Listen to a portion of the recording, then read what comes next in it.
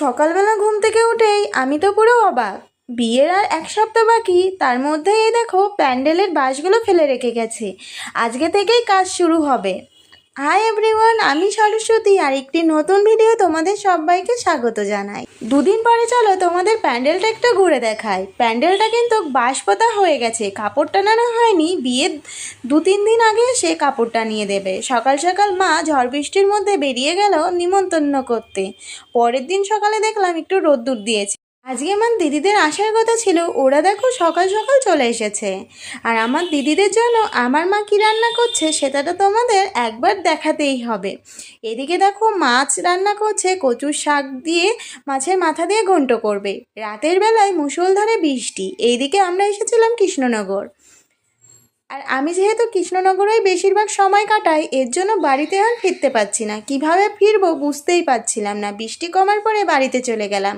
সেদিন যেহেতু দিয়ার জন্মদিন ছিল, তাই বাড়িতে গিয়ে দেখি জামাইবাবু আর দিদি মিলে দিয়ার জন্য একটা কেক এনেছে, আর এই সুন্দর জামাটা ওরা দিয়েছে।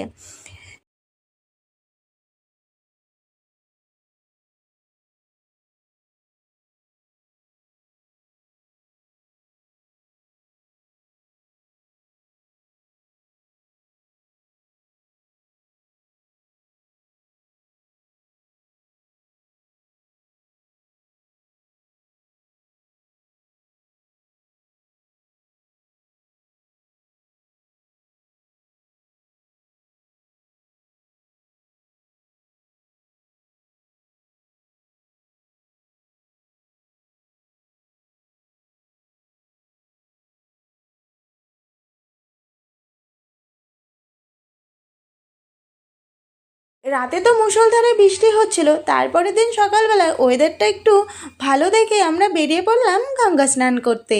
বিয়ের আগে শুনেছি গঙ্গা স্নান করতে হয়, এর জন্য দিদি জামাইবাবু সবাই মিলে আমরা চলে গেলাম গঙ্গা স্নান করতে। আজকের মতন এইটুকুনই থাকলেও নেক্সট দিন দেখা হচ্ছে।